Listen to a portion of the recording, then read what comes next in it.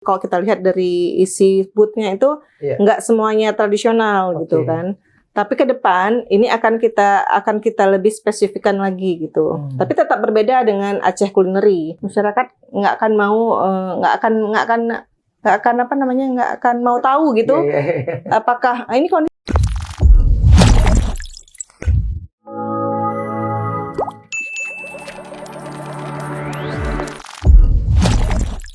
Assalamualaikum warahmatullahi wabarakatuh, sahabat semua. Ketemu lagi di program Sebuku Inspiring Like a Book, dan kali ini kita bekerja sama dengan Readers.id untuk bisa lebih tahu tentang program yang sedang diselenggarakan atau yang akan tepatnya di 21 Maret ini, Aceh Street Food Festival 2022 yang digelar oleh Dinas Kebudayaan dan Pariwisata Provinsi Aceh. Dan melalui bidang sejarah dan nilai budaya, kita akan tanya-tanya lebih banyak lagi bersama Kepala Bidangnya, Ibu Epi Mayasari, terkait dengan penyelenggaraan Aceh Street Food Festival 2022. Langsung saja saya sapa beliau. Assalamualaikum Bu Epi. Waalaikumsalam warahmatullahi wabarakatuh. Apa kabarnya Bu? Alhamdulillah. Baik Ibu ya. Bu, ini kita udah baca nih informasi tentang Aceh Street Food Festival 2022. Nah, kalau tahun 2021 itu kan dilakukan dengan online ya Bu ya, atau ada streaming programnya juga gitu. Dan sekarang di 2022 ini akan offline dan menghadirkan 32 UMKM kalau saya nggak salah Bu ya. 32 ya Bu. Mungkin Bu Epi bisa cerita sedikit tentang pelaksanaan program yang akan dilakukan 21 Maret ini Bu. Ya. Aceh Street Food Festival itu adalah salah satu sarana Budpar Aceh untuk kaum milenial lah. Kita sebenarnya punya dua program kuliner. Yang pertama Aceh Street Food Festival, yang kedua Aceh Culinary Festival. Dua-duanya mempunyai pangsa pasar yang berbeda. Kalau Aceh Street Food Festival, pangsa pasarnya itu untuk anak milenial gitu ya. Sedangkan Aceh Culinary Festival itu lebih kepada preservasi makanan-makanan tradisional Aceh. Gitu. Nah, dengan dua ini kita berharap kuliner-kuliner di Aceh, baik itu yang bentuknya street food maupun yang tradisional itu dapat berjalan beriringan, gitu, beriringan untuk melakukan inovasi juga melalui makanan-makanan Aceh tersebut. Kalau kita bicara masalah Aceh Street Food Festival, sebenarnya kita pengen Aceh itu juga kaya akan bukan hanya makan tradisional, tapi kita pengen ada inovasi-inovasi lagi gitu tentang dari masakan Aceh atau kuliner-kuliner Aceh itu. Karena kalau orang Aceh itu setahu saya makanannya makanan besar, bukan makanan kecil. Kita nggak banyak jajanan Acehnya. Coba kalau disebutkan apa jajanan Aceh yang kalau kita mau sore-sore makan itu apa? Jarang ya Bu? Jarang ya. Kita ngopi. Iya betul. Ngopi pisang goreng. Tapi kalau pulut panggang itu paling pagi gitu kan. Pagi. Betul. Nah jajanan-jajanan ini yang mungkin coba kita ajak nih. Milenial tuh udah harus punya menu. Aceh juga harus punya menu makanan jajanan gitu. Kalau memang sejarahnya kita emang nggak suka jajan kayaknya, karena kita hanya makanannya kayak sirebo, priuk, koh blangong gitu kan. Tapi yang jajanan ini yang masih minim sekali. Ya, itu sih kenapa kita coba kita buat Aceh Street Food aja supaya merangsang nih UMKM itu menciptakan menu-menu baru Aceh lah gitu. Iya. Jadi menstimulus mereka ya. Iya, menstimulus mereka. Bukan kita tahu nih di tahun 2019 akhir kan ya seluruh Indonesia termasuk Aceh kita terdampak dengan COVID-19. Dan ketika itu juga hampir semua orang tidak bertemu orang secara serius ya di sebuah kegiatan. Dan otomatis sisi kulinernya juga akan terganggu. Bagaimana nih menghimpun 32 UMKM yang kalau kita baca ini memang Ibu harapkan atau mungkin panitia menggalinya dari UMKM rumahan benar gitu Bu ya, yang belum terpublikasi dengan serius, benar seperti itu atau gimana Bu? Iya, waktu yang sebelum pas pandemi 2020 tuh ya, tahun 2020 kan banyak pembatasan PPKM lah kita bilang. Jam 10 orang harus, jam 9 mungkin udah tutup warungnya gitu. Sehingga itu kan menurunkan omset dari rumah makan gitu. dan akhirnya mereka beralih ke media online untuk menjual pasarnya. Cuman memang mungkin belum bisa optimal karena dia kan perlu teknik marketing juga. Betul. Supaya mereka dikenal. Untuk menembus pasar media online juga nggak gampang gitu. Perlu trik-trik. Nah, seperti itu. Tapi kita coba, kita awali kemarin di 2021, Aceh Street Food itu baru ada di 2021 dengan membuka bukan pasar sih, seperti GrabFood juga. Cuma kita lebih kayak TV shopping gitu ya. Kayak TV shopping tapi di channel-channel YouTube kita gitu. Yeah. Kita berusaha mempromosikan seluruh produk-produk UMKM kuliner yang ada di Kota Banda Aceh dan Aceh Besar. Kita review tuh semua makanannya gitu kan. Alhamdulillah responnya baik gitu. Dan sekarang karena pandemi melandai, kita angkat kembali yang sudah kita promosikan yang kemarin, kita buat secara offline. Kita buat secara offline, tapi memang kita kurasi. Kita akan memilih yang UMKM yang benar-benar punya potensi, tapi mereka secara penjualan di medsosnya tuh belum begitu banyak gitu ya. Tapi akan kita coba promosikan. Jadi nanti di stand-stand itu nanti kalian akan melihat gerai mereka itu. Ada barcode-nya juga, ada tanda IG-nya itu apa gitu. Jadi sekalian memperkenalkan produk mereka, diharapkan akan menambah followers lah atau ini untuk konsumen mereka. Orang-orang akan banyak tahu. Gitu Karena selama ini kita sering makan, misalnya makan makanan apa gitu. Ini jualnya di mana? Oh, IG-nya ini aja gitu kan. Sering orang lewat media sosial seperti itu. Tapi tidak secara masif ya Bu diperkenalkan gitu ya. Jadi bidang Ibu ini melalui Dinas Pariwisata dan Budaya ini membantu mereka. Iya, membantu. Kan tugas pemerintah emang memfasilitasi. Bu, ini karena ada sisi nilai sejarah dan budaya. Tentu saja mungkin yang ikut juga UMKM yang ikut nanti akan melakukan exposure ya untuk produk mereka. Apa ada ditentukan juga misalnya mereka mengedepankan atau menonjolkan juga nilai-nilai keacehan dalam produk makanannya atau spesifiknya seperti apa? Ya, kalau untuk Aceh Street Food yang sekarang ini ada kita bagi beberapa zona. Ada zona makanan tradisional. Aceh itu nggak bisa kita lupakan gitu kan. Ada yang Nusantara juga ada. Lagi Coffee and Beverage di situ ada 3. Cuman harapannya sebenarnya kita ini kan baru, kalau secara offline-nya baru pertama memperkenalkan Aceh Street Food. Jadi untuk tahap yang awal ini, untuk yang offline kita masih mengajak teman-teman milenial ini untuk gabung dulu. Untuk gabung dulu karena kan kalau kita lihat dari isi booth-nya itu nggak semuanya tradisional gitu kan. Tapi ke depan ini akan kita lebih spesifikkan lagi gitu. Tapi tetap berbeda dengan Aceh Culinary. Aceh Culinary kan. Jadi nanti Aceh Street Food kalau sekarang masih ada makan agam durian ya, ketan-ketan, terus pisang bakar Aceh dulu yang sekarang udah nggak ada lagi. Dengan mereka hadir saat ini, itu mungkin bisa menginspirasi teman-teman yang lain untuk memikirkan makanan yang sejenis sebagai jajanan Aceh tentunya gitu. Jadi ini memberikan stimulus. Nanti para pelaku UMKM, anak-anak milenial ini otomatis putar otak ya gimana ceritanya. Karena kan dia nggak mungkin kalau dengan menu yang sama.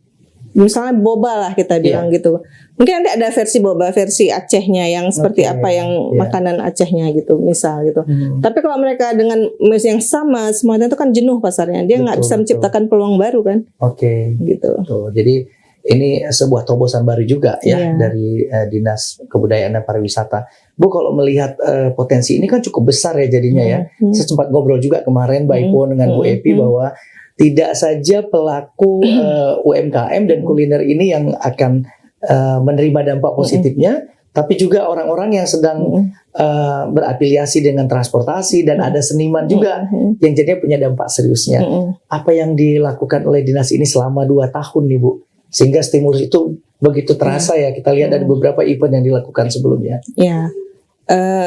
Sebenarnya Dinas Kebudayaan dan Pariwisata itu ketika mereka hadir dalam satu event kami itu harus bisa memberikan multiplier effect bagi lingkungan sekitarnya.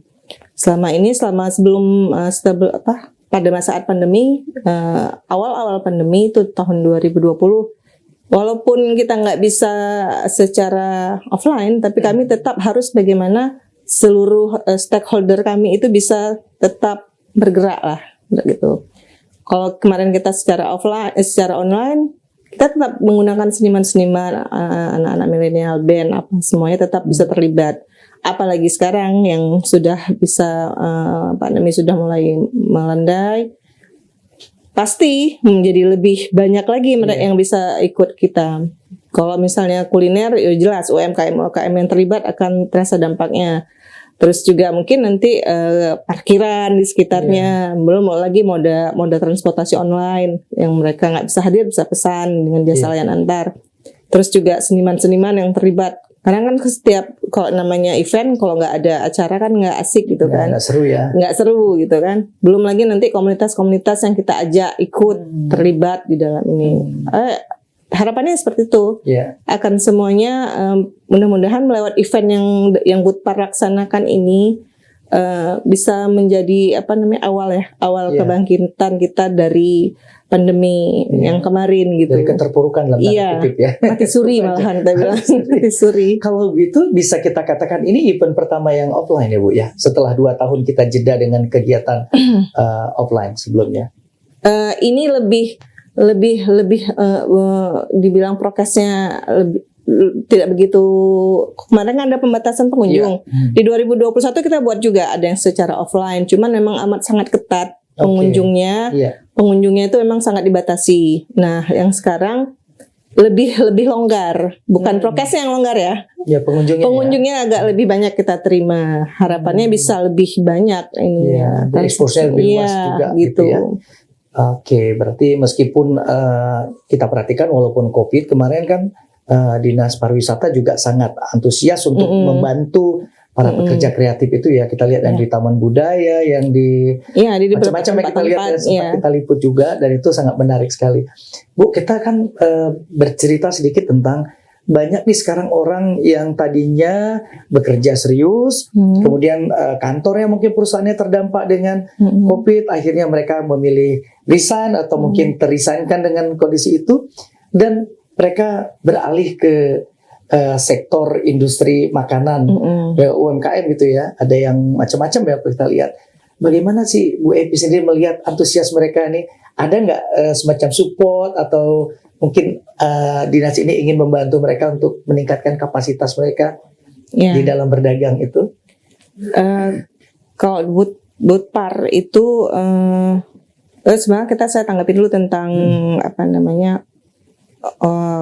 perpindahan passion orang kali ya. Dari yang dulunya kerja di kantoran, karena pandemi COVID, mereka mencari peluang baru dengan bisnis kuliner. Ya wajar-wajar aja gitu. Wajar-wajar aja, mereka namanya juga orang kan harus terus hidup. Betul. Harus keluarganya, dapur tuh harus tetap mengepul gitu kan. Memang itu makin banyak ya setelah pandemi ini, orang beralih ke bisnis kuliner.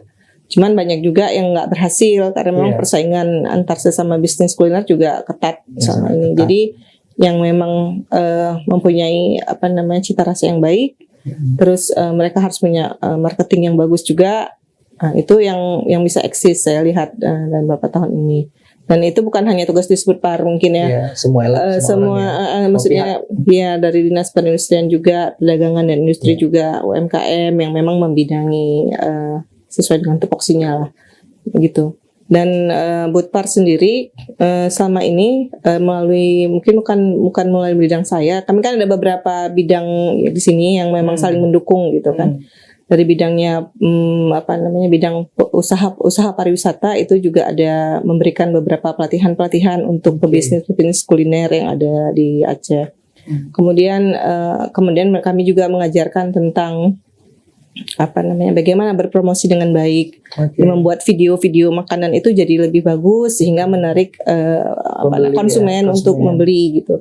Itu kita siapkan selama pandemi COVID ini. Jadi SDM-nya kita persiapkan. Harapannya setelah nanti selesai pandemi, mereka bisa udah siap gitu. Setelah pandemi mereka sudah siap untuk action. Dalam pasang pandemi juga mereka juga sudah mulai memasarkan produk-produknya gitu. Dan bukan hanya kuliner sebenarnya yang kita bina, ada kayak usaha pariwisata yang lain seperti fashion juga, fashion juga kita bina gitu. Jadi tidak hanya terbatas pada kuliner saja, tapi sangat luas juga. Mungkin kita beralih ke pertanyaan, mungkin tidak ada kaitannya langsung dengan Aceh Street Food Festival. Bu Epi, kita lihat, saya perhatikan nih, artinya dalam pandangan secara personal bahwa Dinas Pariwisata dan Kebudayaan termasuk yang paling serius untuk mengelola berbagai macam kegiatan, meskipun kondisi kita juga sangat terbatas. Nah, tentu ada strategi-strategi jitu ya Bu ya, sehingga kita dengar ada kemarin Aceh Passion ya, dan lain-lain ya, kemudian akan ada di Subuh Salam lagi, tetap bisa berjalan. Nah, sebagai kepala bidang pasti Bu Epi putar otak juga nih, sangat keras supaya ini bisa running, orang semua terpuaskan, capaian juga bisa dicapai. Apa nih strateginya Bu untuk berbagi kepada penonton yang mungkin merasa kayaknya ada hambatan nih saya karena COVID, atau apa yang harus dilakukan? Mungkin itu dari pemerintahan. Ya. Yang namanya pemerintah itu dia nggak akan mungkin diam. Sesusah apapun dia tetap harus bergerak karena masyarakat menantikan pelayanan kita. Masyarakat nggak akan mau tahu gitu. Apakah ini kondisi sulit? Bagaimana pemerintah harus mencari solusi gitu kan? Nah, pemerintah memang harapan mereka kan ke pemerintah gitu. Jadi kalau kami diam, bagaimana masyarakat gitu kan? Jadi mau nggak mau kami tetap harus berpikir keras bagaimana dengan berbagai strategi. Kalau nggak bisa offline, berarti kami harus online. Yang penting seluruh stakeholder kami itu masyarakat itu merasakan pelayanan kami gitu. Nah, itu yang menjadi komitmen kami dari khususnya Dinas Kebudayaan dan Pariwisata Aceh itu. Segala upaya kami lakukan agar teman-teman tetap bisa bergerak, tetap bisa berkarya walaupun kita terhalang dengan pembatasan-pembatasan. Banyak jalan menuju Roma lah kita bilang gitu kan. Kita nggak mungkin diam. Terus terkait dengan beberapa event-event yang kami lakukan ini memang sebenarnya event yang reguler kita lakukan. Jauh sebelum pandemi ada, kita memang sudah melakukan itu. Seperti saya bilang tadi, kami juga nggak mungkin berhenti gara-gara pandemi gitu kan. Masih banyak orang yang bergantung usahanya terhadap kegiatan-kegiatan kita gitu. Seperti Barat Selatan lah kita bilang yang dalam waktu dekat kita akan laksanakan di Barat Selatan. Itu kabupaten kota tuh udah meringis gitu. Udah meringis. Kita yang di provinsi juga di Banda Aceh lah mungkin yang paling sering ini aja merasakan dampak yang sangat ini. Bagaimana dengan teman-teman yang kabupaten kota gitu. Hotelnya gitu kan. Yang lain-lainnya juga terpuruk kita gitu. Jadi hadir kami ke sana untuk memberi semangat kepada teman-teman di kabupaten bahwa kita masih panjang, kita masih punya peluang, kita nggak boleh pesimis gitu kan. Kami hadir ke sana untuk memberi semangat kepada teman-teman kabupaten kota. Di sekaligus memang sebagai pemanasan untuk Pekan Kebudayaan Aceh ke-8 nanti tahun depan kita mulai ngajak teman, yuk semangat lagi. Kita nih udah insya Allah normal nih akan menuju ke arah yang lebih baik gitu kan. Jadi mereka juga udah mulai mempersiapkan gitu dan antusiasme mereka sangat amat mendukung kita gitu. Jadi kalau kawan-kawan kabupaten kota udah semangat, masa kami nggak semangat gitu kan? Gitu. Itu dari sisi itu Bu nih, dari sisi personal nih, sebagai seorang pimpinan ya, kepala bidang menghadapi situasi yang kondisi yang tidak normal, pasti yang saya masukkan Bu Epi pasti berpikir keras juga nih. Karena di bawahnya ada orang lain juga yang harus digerakkan gitu. Mungkin strategi itu mungkin bisa disampaikan seperti apa Bu? Mengakomodir semangat ya supaya lebih ini kita nggak sendiri nih menghadapinya. Iya, jadi kita tuh sebenarnya banyak teman ya, banyak teman yang bisa kita ajak untuk berkolaborasi. Saya nggak mungkin sendiri gitu kan. Saya harus ngobrol-ngobrol dengan banyak pihak gitu. Dan alhamdulillah banyak yang mendukung. Misalnya dari teman-teman kreatif yang memberikan, Kak, kalau nggak bisa yang seperti ini, kita buat yang model gini aja, anggarannya lebih sedikit dengan kondisi keuangan yang pemerintah Aceh, mungkin seluruh Indonesia, seluruh dunia juga mengalami Terbatas, hal yang sama gitu kan. Fokus ke pengentasan COVID kan kemarin kita. Jadi saya lebih banyak kalau di waktu pandemi itu lebih banyak melakukan dengar pendapat dulu, dengar pendapat, mencari saran-saran dari teman-teman. Ini bagusnya kita buat seperti apa agar ini dengan dana yang cukup, dengan dana yang seperti ini kita bisa jalan gitu. Kita kolaborasi dengan berbagai, misalnya misalnya kayak content ambassador, selebgram gitu kan lewat. Terus ada teman-teman event organizer juga. Kadang mereka nggak perlu kita bayar gitu kan. Cuman mereka dengan uang segini bisa ya kayak gitu. Buat video juga, saya punya uang cuman segini tapi efeknya nanti gini gitu kan. Ya itulah pertemanan, ngobrol dengan teman-teman anggota dewan juga kita melakukan pendekatan-pendekatan gitu. Ini kalau memang ada ini, tolong kita di bagian ini yang diperkuat, disupport gitu. Jadi anggarannya kan nggak sia-sia gitu, bilang kayak gitu. Ya itulah lebih kepada membuka komunikasi yang seluas-luasnya gitu. Karena saya yakin kita nggak bisa jalan sendiri kalau nggak dibantu oleh teman-teman. Gitu. The power of communication. Iya.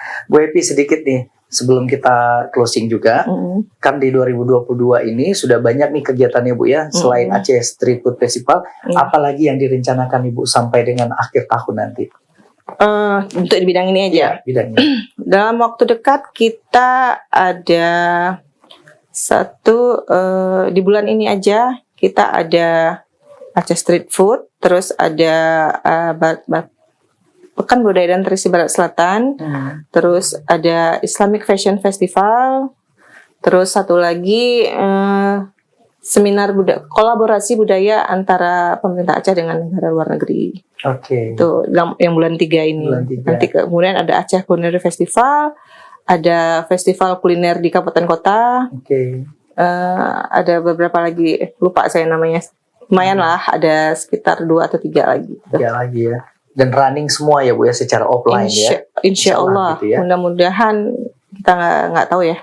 Tapi kalau melihat kondisi sekarang mungkin bisa kita laksanakan secara online gitu. Ya, akan membaik ya. Pastinya juga semua pelaku bisnis, penonton, masyarakat yang datang harus jaga benar-benar ya prokesnya ya, yang sudah ditetapkan oleh standar. Kalau nggak didukung oleh masyarakat, mungkin kita nggak bisa buat kegiatan kalau mereka nggak taat gitu kan.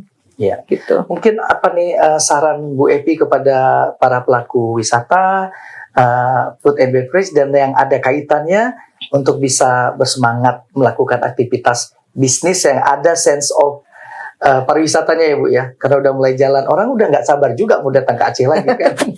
Iya.